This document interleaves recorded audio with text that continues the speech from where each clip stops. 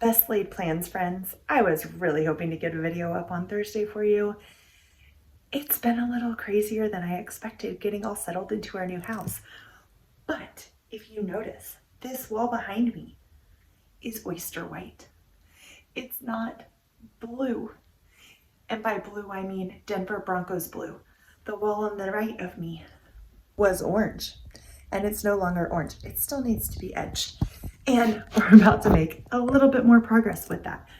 But the sanity it has brought, just bringing the right colors in here, has been so helpful. We were just really needing to tone down some very exciting, bright colors that work well for some families, not for my sense of mind and focus and clarity that I need on a daily basis. Now, I love to accent with colors, but as far as like the main walls around me, I'm really a fan of a lot of neutrals. So I'm going to share with you guys a little bit about what we've been up to this last week, and well, some is footage from a couple weeks ago as we've been getting settled into our new home. And if you remember, I am also going to give you some updates along the way as we do our floors and those things as well, because I'm doing a ton of research as far as what are the safest options for us to bring into our home. So when it came to choosing paint, I knew I wanted a zero VOC paint. That I knew. And I thought Sherwin-Williams had one. And friends, I went to Sherwin-Williams and I was like, okay, so your Harmony blend, that's your zero VOC, right? And they're like, yeah, that's been discontinued. It's been replaced with this air purifying technology blend. And so I looked into it and I couldn't find the ingredients anywhere. And something just rubbed me the wrong way about the way it's advertised. So it didn't set right. I'm not sure what the ingredients are. It may be perfectly fine, but I was a little concerned about there being some chemical fungicides and that kind of thing that are in there, and I don't want to be breathing those in. So I've been searching and we found Ecos Paints. Ecos Paints lists their ingredients on their website, so you know exactly what's in them. They are zero VOC. There is no, I will tell you, we've been painting in enclosed spaces, in open spaces, all different size spaces here in the house. And I can be very sensitive to VOCs. And if you're not sure what VOCs are, they're volatile organic compounds. They're the thing, that new car smell that you have, the reason you get a headache when you're around paints, those things, those chemicals that are off-gassing, those are your VOCs, and they can be very harmful to your respiratory system and your endocrine system and lots of other things depending which, what the VOCs exactly are. And the ones in paint typically aren't so good. That's why a lot of people end up with headaches when they're painting. But friends, I'm so excited. This Ecos Paints, I get zero headache. I have still been adding some essential oils to it, but I haven't had to add purification. Usually when I'm using paints, I will add a whole bunch of purification to it because I'm really worried about the ingredients that are in there. This one, I haven't done that as much, except for in our bathroom when I just wanted purification to be in the paint on the walls. But in the other rooms, I've been adding different oils depending on kind of what I wanted. Downstairs in hubby's office, we put Abundance in there. I think I put Stress Away in there too. Then up here, the paint, it's a big 5-gallon thing. So we're painting my office as well as our guest room and the hallway and stairwell. And that I used Kunzia, which just is very refreshing and bright and to me very grounding at the same time. And so I love Kunzia. It's my like spring and summer Northern Lights Black Spruce. Not the same, but if you know, you know. If you know Northern Lights Black Spruce, you know what I'm talking about. Very grounding, very grounding, and it just helps so much with so many things. Kunzia, I feel like in the summer and the spring, that's my go-to then a lot of times as well. Although I'll still pull my Northern Lights Black Spruce out in the summer and spring. I'm not gonna lie, I just love it. But Kunzia I'll use more when people are coming over and stuff. So I put that in this paint, as well as Young Living's One Voice blend, which is a blend that is part of, it's a Young Living Foundation supporting blend. And so it's part of a line that they've started, One Heart, One Voice. This year, I'm sure will be one something else. And the proceeds from that go towards the Young Living Foundation.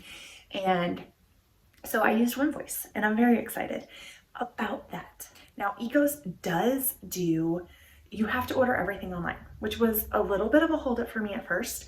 So I was like, how am I gonna know I like the color? When you order it, they've special mixed it, you can't return it. Friends, first of all, the quality is fantastic. They use this paint at the Louvre and the Getty, and lots of different corporate headquarters use it too. So it's good quality paint. We knew we were gonna get good quality, knowing all of these other businesses that have high volumes of people coming in and people appreciating art. They're not gonna put cheapo, gross paint on their wall, right? At the Louvre, come on. It is a little dark in there, but still. Oh my gosh, this is crazy. Oh, forgive my crazy hair. I'm just noticing it's a little out of hand, but this is why I'm about to paint more hair. So, so you have really good quality paint from Ecos, but then they can color match any other company. And so what we did is I went to Sherwin-Williams and I picked out the palette that we wanted. We picked our palette, which they have all of these different ways you can do it, but we decided we are the nurturer, and my colors welcome, it says. But we really loved the whole color palette that was in here. One, some of our furniture kind of already went with some of this, and then two of these colors, we were just drawn to them. You know, I got paint on here already. It's been loved. This thing's been traveling with us to stores. I wanted something with my color swatches in hand. Because we went to Sherwin-Williams, you also get, and all of these are free. You don't have to pay for them, which is really awesome. So we went and grabbed the individual color swatches that match the palette. Whoa. That match the ones that are in the palette, right? So we have all of these and we can use them when we're picking out our furniture and all of those things. And I sent you just put the color code on there and tell them, hey, it's Sherwin-Williams, like the oyster white, which is the color we're using on almost all of our main living area walls right now. Oyster white, SW7637. They match it, they mail it to you. I fully expected the color matching to take several days. And it says on their website it might. They had it done by that afternoon and out to me. So that's what I love. Shipped straight to our door.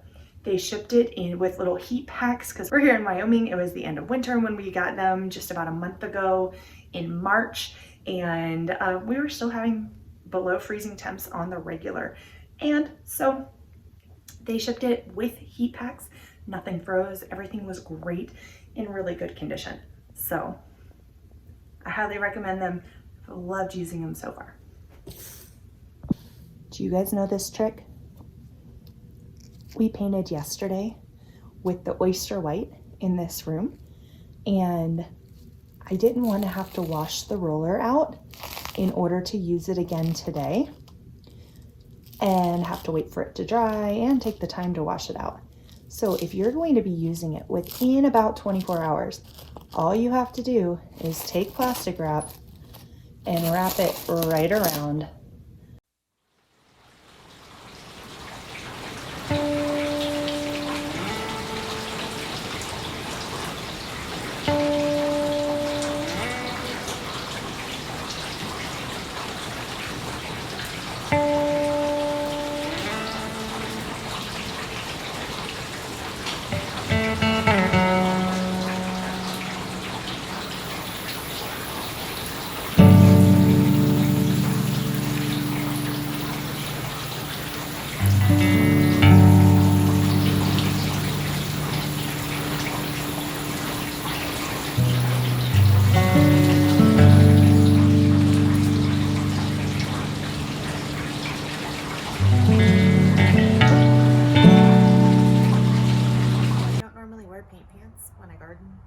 But when you're working on your house and getting a new house in order, all of the things kind of get mixed together. I know it may seem like we are really late with seed starting, but our last frost date here is not until May 28th, and that's average. The word of advice I have been given here is that if we can see snow on Casper Mountain, it's risky to plant. Last year when we were in our apartment, I did some basic seed starts and we did a little bit of container gardening. I just made use of containers that I had repurposed, and you can totally do that. I will say that our results were not as fantastic with the old Chinese food containers that I had washed out. Not so good. So this year I went ahead and invested in a set of these trays. Now, I do not love using plastic on a regular basis, but it's just for a little bit. These are not going to be in major heat, although I do have a heat mat to keep them warm. They're not going to be out in the sun and leaching a bunch of things. And these are actually created and designed to grow food in. And so it's not just your random plastic that's out there. So you have your base tray. I picked this up from Home Depot, you guys. I'm sure you can get it from any gardening store, just about. I did check our local greenhouse and they had the trays, but they didn't have anything with the cells in them or anything. And my preference was actually some of the individual cells that fit in there so that they're easier to lift out when it comes time to plant them. But I was desperate to get started. So this is what I got. It's the Seed Starting 72 Cell Pro Hex Kit. I'm sure you can order things online too. Like I said, I needed things to start right away. So I'm actually going to fill these with some potting soil that I had left over from what we used in our apartment. I want to make the transition away from bagged potting soil to using our own soil. But it is our first year gardening here. We have not had time to prep the soil. We definitely do not have any homegrown compost or anything like that right now. And so we're using what we have. Also, I want to encourage you always to use what you have, even if it's not your ideal garden tool. You see this? This is a plastic measuring cup. It's the measuring cup we use in our kitchen. It's what I'm gonna use here, and then I'm gonna wash. So, all right, we are going to fill these. Put my seeds over here for a second. Halfway with soil, and then the other halfway with compost.